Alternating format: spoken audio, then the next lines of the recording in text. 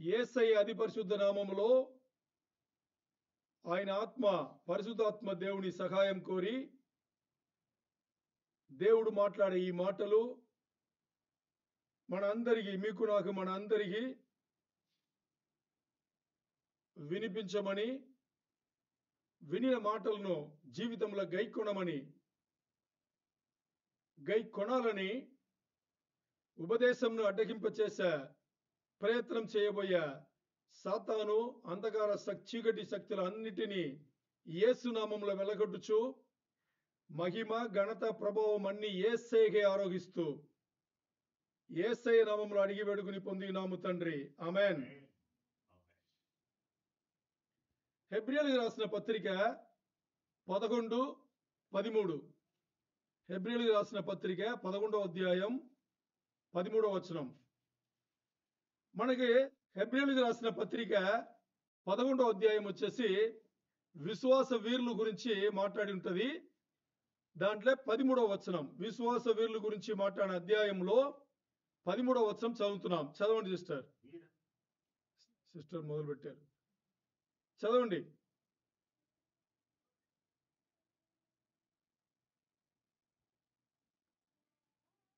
Sister మీరు చదివితే చదవచ్చు, లేకపోతే కొన్ని వాళ్ళు చదువుతారు.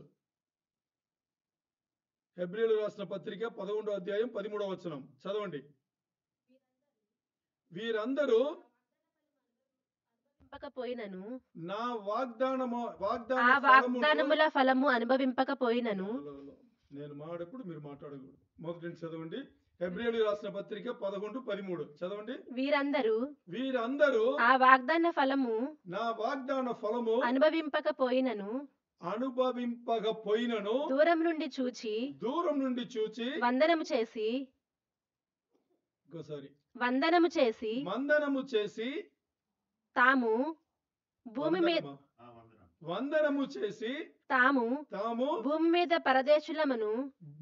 మీద పరదేశులము యాత్రికులమై ఉన్నామని ఒప్పుకొని విశ్వాసము గలవారై మృతి నొందిరి. ఆమేన్. చాలా అద్భుతమైన మాట. మీకు అర్థమైందేమో తెలియదు, చాలా అద్భుతమైన మాట. దేవుడు ఈ వచనం ద్వారా మనకి మాట్లాడేది, దేవుడు ఈ వచనం ద్వారా మనతో మాట్లాడేది దేవుని యొక్క గ్యారంటీ.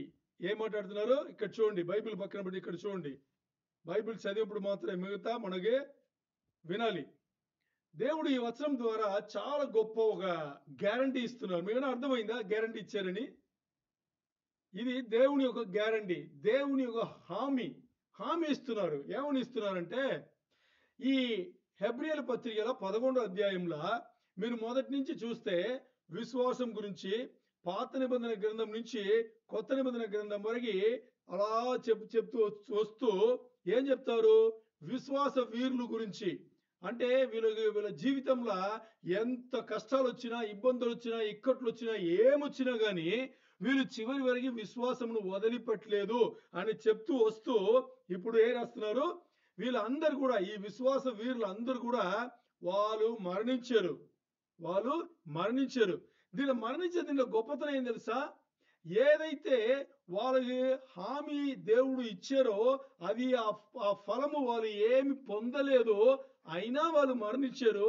ఆ ఫలం అన్ని కూడా వాళ్ళు ఇంక మీద వస్తాయి అనే విశ్వాసం పెట్టి దేవునిలో వాళ్ళు జీవించి దేవునిలోనే మరణించారు. వాళ్ళ జీవితం ఇక్కడ ఎలాగుంది అని చూస్తే ఈ లోకంలో వాళ్ళు ఎలాగొచ్చారంటే పరదేశులు అంటే తెలుసు కదా. పరదేశి అంటే ఇంకో దేశం. ఇప్పుడు మనం ఎలాగ ఇంకో దేశం నుంచి ఈ దేశంలో ఉన్నామో మనందరూ ఈ దేశానికి పరదేశులు. అలాగా వాళ్ళు ఏం చేస్తున్నారంటే ఈ లోకంనే పరదేశం చేశారు.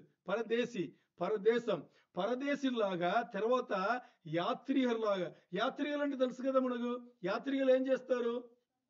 ఎక్కడో ఒక చోటుకి యాత్రికులు అంటే ప్రయాణం చేసి వెళ్ళి మరి ఎక్కడో అక్కడే వచ్చేస్తారు. అలాగే ఇక్కడ ఈ వచనం ఏం చెప్తుంది? ఈ విశ్వాస వీరులు అందరూ వాళ్ళ సొంత ఇల్లైన పరదేశం అంటే దేవుడు ఉండే స్థలమును వదిలిపెట్టి వాళ్ళు ఏం చేశారు? ఈ లోకంకు యాత్రికులుగా వచ్చారు. పరదేశీల్లాగా వచ్చారు. వచ్చేసి విశ్వాస జీవితం జీవించి వాళ్ళు ఏం చేశారు? ఇక్కడ చూడాలి. విశ్వాస జీవితం జీవించి వాళ్ళు ఏం చేశారు? యాత్రికుల్లాగా పరదేశిలాగా ఏం చేశారు? వాళ్ళు విశ్వాసంతోనే జీవించి దేవునిలో మరణించారు. దేవుడు వాళ్ళకిచ్చిన హామీ ఆ ఫలమును ఇంకా వాళ్ళు పొందలేదు. పొందకుండానే పొందుతాము అనే విశ్వాసంతో వాళ్ళు మరణించారు అని చెప్పేసి ఇక్కడ వాగ్దానం చేయబడింది. ఏం చేయబడింది? దేవుడు వాగ్దానం అంటే దేవుడు హామీ ఇచ్చారు. దేవుడు గ్యారంటీ ఇచ్చారు అనమాట. సరే, దేనికి గ్యారంటీ ఇచ్చారు ఆయన? ఈ గ్యారంటీ మనకు అర్థమైంది కదా. దేనికోసం గ్యారంటీ ఇచ్చారు అంటే మన ప్రకటన గ్రంథం 21వ అధ్యాయం 21 1 నుంచి 7 వచనములు చదవండి. ప్రకటన గ్రంథం 21 1 నుంచి 7 వచనములు. అంతట నేను కొత్త దీని చూడండి. ప్రకటన గ్రంథం 21వ అధ్యాయం 1 నుంచి 7 వచనములు. ప్రతి వచనం చూడండి, మీకు అర్థమవుతుంది. ఏదైతే హెబ్రీయులకు 11, 13 మనం చదువుకున్నామో దానికి ఏమి గ్యారంటీ ఇస్తున్నాడు దేవుడు అనేది ఇక్కడ అర్థమవుతుంది. చదవండి. అంతట నేను క్రొత్త ఆకాశమును క్రొత్త భూమిని చూచితిని. మొదటి ఆకాశమును మొదటి భూమియు గతించిపోయెను. ఏది అర్థమైందా మీకు? ఏదైతే మన ఆ పై దేశం నుంచి దేవుడి దగ్గర నుంచి ఈ లోకంకి వచ్చామో ఈ లోకం, ఈ భూమి, ఈ ఆకాశం గతించిపోయేను. సముద్రమును ఇకను లేదు. మరియు నేను నూతనమైన యెరూషలేము అను ఆ పరిశుద్ధ పట్టణము తన భర్త కొరకు అలంకరింపబడిన పెండ్లి కుమార్తె వలె సిద్ధపడి పరలోకమందున్న దేవుని వద్ద నుండి దిగి వచ్చుట చూచితిని. అప్పుడు ఇదిగో దేవుని నివాసము మనుష్యులతో కూడి ఉన్నది. ఆమేన్. అర్థమైందా మీకు? పాత భూమి పాత ఆకాశం గతించిపోయేను, కొత్త భూమి కొత్త ఆకాశం దిగి వచ్చెను పెళ్లి కుమార్తెలాగా.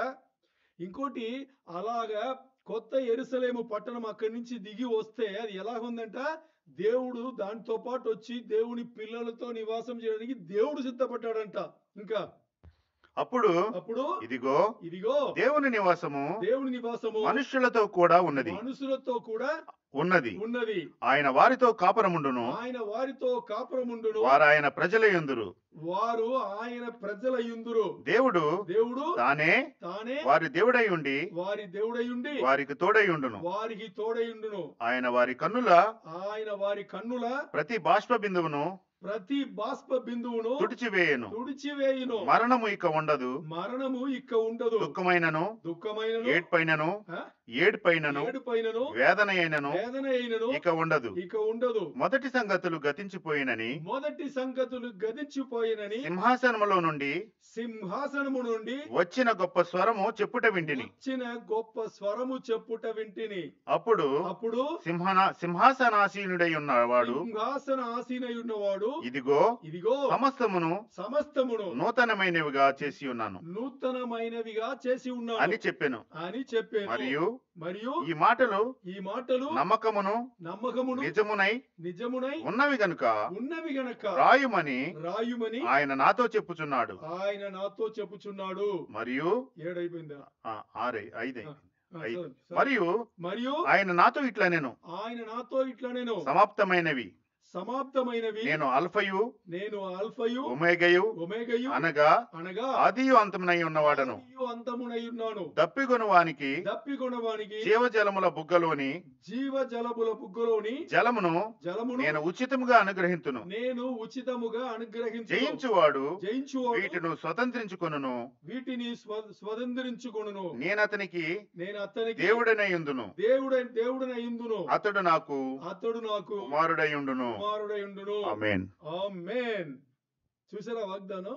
ఇదే అన్నమాట. హెబ్రీయులు 11:13 చెప్పింది ఈ వాగ్దానం. దేవుడు ఇది ఇవ్వడానికి ఎవరికి? విశ్వాస వీరులకు. మరి ఇప్పుడు మీరు హెబ్రీయులు 11:13 వచనం ప్రకారం దేవుడు హామీ ఇచ్చి ఉన్నారు కదా, ఇది విశ్వాస వీరులకు కదా. మనకేంటి అనుకుంటారో ఏమో, దేవుని బిడ్డలకు అందరికీ హామీ ఇవ్వబడింది. ఎవరికి?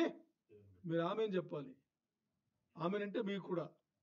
దేవుని బిడ్డలు అందరికీ ఇది ఇవ్వబడింది. ఒక్కసారి బాగా అర్థం చేసుకోండి. ఒక్కసారి యేసయ్యను నా దేవుడు, నా రక్షకుడు అని ఒప్పుకునే ప్రతి ఒక్కరికి ఈ హామీ ఇవ్వబడింది. విశ్వాస వీరులకు మాత్రం కాదు, దేవుని బిడ్డలు అందరికీ ఈ హామీ ఇవ్వబడింది. మరి ఈరోజు ఈ లోకం నుండి హామీ ఎలాగుంది అని చూస్తే, ఒక ఉదాహరణ మన జనరల్గా మాట్లాడుకోవాలంటే, ఇప్పుడు చూడండి, ఎన్నో రిజర్వేషన్లు మనం చేస్తాం. దేనికి రిజర్వేషన్లు చేస్తాం చెప్పండి? రిజర్వేషన్ దేనికి చేస్తాం? ట్రైన్లో వెళ్ళడానికి రిజర్వేషన్ చేస్తాము, ఫ్లైట్లో వెళ్ళడానికి రిజర్వేషన్ చేస్తాము, హోటల్ ఎక్కడైనా స్టే చేయాలంటే రిజర్వేషన్, లాంగ్ జర్నీ బస్సులో వెళ్ళాలంటే రిజర్వేషన్ చేస్తాం. ఇంకా దేనికి రిజర్వేషన్ చేస్తాం? కొంతమంది ఇక్కడి నుంచి హోటల్ వెళ్ళే ముందే సీట్లు రిజర్వ్ చేస్తారు. చేస్తారా చేయరా? చేస్తారు. కాలేజీలోకి దీని డబ్బులు ఇచ్చి ఇవన్నీ రిజర్వేషన్ చేస్తారు. ఇంతవరకు చేసిన రిజర్వేషన్ ఏదైనా హామీ ఉందా మనకి? మీరు చూడండి, గ్యారంటీడ్ రిజర్వేషనే క్యాన్సిల్ అయింది. తెలుసా మీకు? ఓ ఎగ్జాంపుల్, మనం ఈ దేశం ఉన్నాం కాబట్టి ఇలా మాట్లాడుకుందాం. ఇప్పుడు ఫ్లైట్కి మనం ముందే రిజర్వేషన్ చేసి బయలుదేరుతాం కదా. బయలుదేరేటప్పుడు బయలుదేరే ముందు మనకు మెసేజ్లు వస్తుంది, ఈరోజు ఫ్లైట్ ఇంత డిలే, అందుకని మీరు కొంచెం లేట్గా రావచ్చు అని చెప్పేసి కదా. అంటే దీనికి ఏమర్థం? దానికి వాళ్ళు ఏం చేస్తారు? ఉత్తరవాదం ఇస్తున్నారు. ఏమని? ఈ రోజు మీరు ఫ్లైట్ బుక్ చేశారు, మీరు డబ్బులు ఇచ్చారు, మేము మర్యాద చేస్తున్నాం, మరి కొన్ని కారణాల వల్ల ఇలా డిలే అయింది అని చెప్పేసి ఇప్పుడు గ్యారంటీ ఇస్తున్నారు. ఏమని?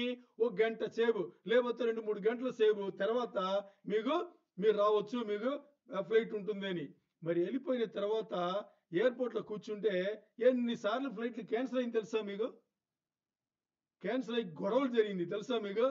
అంటే గ్యారంటీడ్, అంటే గ్యారంటీ అయిన, హామీ ఇవ్వబడిన ఒక విషయం మరి హామీ ఇవ్వబడిన విషయం అక్కడ ఏమైంది? ఫెయిల్యూర్ అయింది.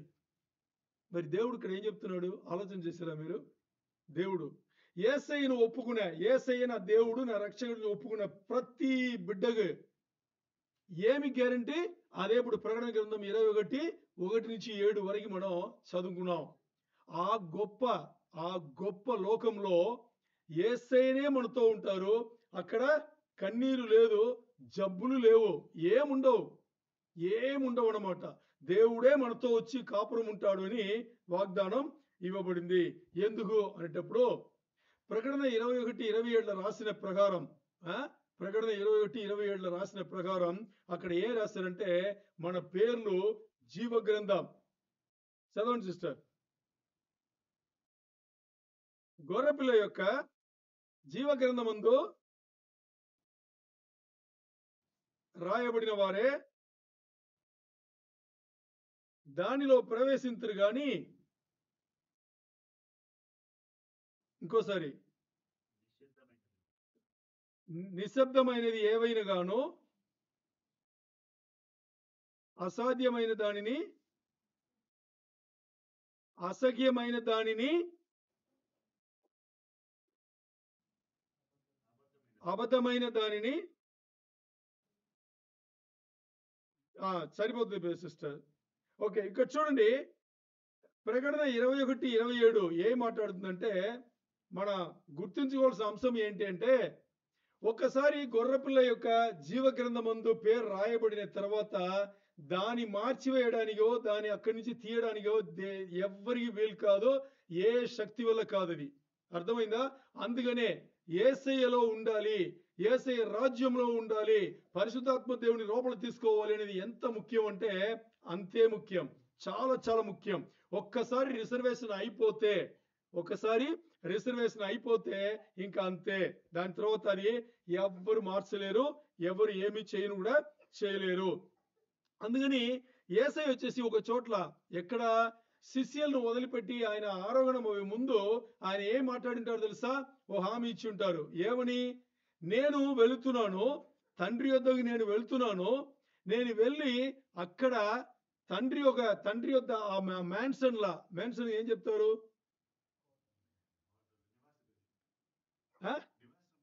నివాసం ఉండే ఆ స్థలములో ఎన్నో గదులున్నాయి, చాలా ఉన్నాయి. నేను మీ కొరకు మీకని ఒక స్థలం సిద్ధపరిచేసి మరి వచ్చి తీసుకెళ్తానంటాడు. అంటే దీని ఏమర్థం తెలుసా? అందరిని తీసుకెళ్లి ఒక చోట్ల పెట్టేది కాదు. ప్రతి ఒక్క బిడ్డకు సపరేట్ గా ఒక స్థలం ఏర్పాటు చేసి నేను వస్తానంటాడు ఆయన. హామీ ఇచ్చాడు ఆయన, వాగ్దానం ఇచ్చాడు ఆయన. అలా చెప్తాడు. దానికోసం నేను వెళ్తానంటాడు. అందుకే ఆలోచన చేయండి. అందుకే హెబ్రీయులు ఆ వచనంలో ఏంటంటే హెబ్రీయులు 11:13 మనకి ఏమి హామీ ఇవ్వబడింది దేవుని ద్వారా? ఒక్కటే ఒకటి, ద బెస్ట్ గ్యారంటీ ఏంటి అని చూస్తే, మీరు మీరు ఏదైతే ఈ లోకంలో నివాసం చేస్తున్నారో అది మీ సొంత స్థలం కాదు. మీరు ఎక్కడి నుంచో వచ్చిన యాత్రికులు. మీరు ఎక్కడి నుంచో మీ సొంత ఇల్లు విడిచిపెట్టి వచ్చిన అన్యజనులు, అంటే పరదేశులు మీరు. అందుకని మీకు ఇది నిరంతరమైన నివాస స్థలం కాదు. ఇది మీరు అర్థం చేసుకుంటే దేవుని యొక్క ఆ వాగ్దానం, దేవుని యొక్క ఆ హామీ మనకి అర్థమవుతుంది. ఇప్పుడు ముఖ్యమైన అంశం దీంట్లో ఏమి తెలుసుకోవాలంటే, దేవుడు ఒక్కసారి హామీ ఇచ్చిన తర్వాత వెనకాడే దేవుడా? ఆలోచన చేయాలి. ఎన్నో వాగ్దానములు, ఎన్నో ప్రవచనములు, వందల ప్రవచనములు పరిశుద్ధ గ్రంథంలో చెప్పబడింది, ఇయ్యబడింది. దాంట్లో ఎన్నో నెరవేర్పు వచ్చింది. ఇంకా మొదటి రాకడలో, యేసయ్య వచ్చిపోయిన మొదటి రాకడలో ఎన్నో 347 ఏదో నెరవేర్పు వచ్చింది. ఇంకా కొన్ని వందలు ఉన్నాయి. అది రెండో రాకడలో వచ్చేటప్పుడు అన్ని నెరవేర్పు వస్తాయి. అర్థమైందా? దాంట్లో ఇది ఒకటి నెరవేర్పు రావాల్సిన, దీంట్లో ఇది ఒకటి. ఇప్పుడు మనం ఏం అర్థం చేసుకోవాలి? ఏదైతే దేవుడు వాగ్దానం ఇచ్చిన్నారో ఈ వాగ్దానం లోపల మనం ఉండాలి. దీని నుంచి పక్కన తప్పిపోతే మనకి గొర్రెపిల్ల జీవ గ్రంథం ముందు మనకి స్థలము లేకుండా పోతుంది. అందుకని పాత నిబంధనలో ఉండే, కొత్త నిబంధనలో ఉండే విశ్వాస వీరులు అంతమంది కాకుండా ఇంకా ఈ రోజు ఉండే యేసయ్య బిడ్డలు అందరికీ కూడా ఈ హామీ దేవుడు ముందే ఇచ్చున్నారు. ఒకటి. ఇంకోటి ఇక్కడ రాయబడింది చూస్తే, ఈ వచనం చూసారా మీరు? హెబ్రీయులు 11:13 అయిపోయిన కాలంలో రాయబడింది. ఏ కాలంలో రాయబడింది? అయిపోయిన కాలంలో, అంటే భూత కాలంలో రాయబడింది. వర్తమాన కాలంలో చెప్పలేదు, భవిష్యత్తు కాలంలో చెప్పబడలేదు, అయిపోయిన కాలంలో రాయబడింది. చాలా చాలా చాలా చాలా ఇంపార్టెంట్. అయిపోయిన కాలంలో దేవుడు ఒకటి హామీ ఇస్తున్నారంటే ఇంకా అది మనకు వచ్చినట్టు. దీంట్లో మనం దాన్ని పాడు చేసుకోకుండా ఉండాలి. అందుకే ప్రతిసారి సంఘంలో కూర్చునేటప్పుడు, ప్రతిసారి దేవుని మాటలు వినేటప్పుడు, ప్రతి ప్రార్థనలో, ప్రతి పాటలు పాడేటప్పుడు మనం చేయవలసింది ఏంటి? ఒక్క మెట్టు యేసయ్యకి దగ్గర అవ్వాలా, ఒక్క మెట్టు యేసయ్య పోలికలా మారాలా. ఇది మన ముందుండే సవాలు. మన ముందుండే సవాల్ ఏంటి? ప్రతిసారి దేవుని మాట వినేటప్పుడంతా, ప్రతిసారి దేవుని సంఘంలో కూర్చున్నప్పుడంతా ఒక్క మెట్టు యేసయ్యలో మారాలి, ఒక్క మెట్టు యేసయ్యలో ఎదగాలి. చాలా చాలా ఇంపార్టెంట్. అలాంటి ఒక గొప్ప ధన్యమైన ఒక జీవితమును మనకి యేసయ్య ఇచ్చునుగాక. దేవునికే మహిమ కలుగునుగాక.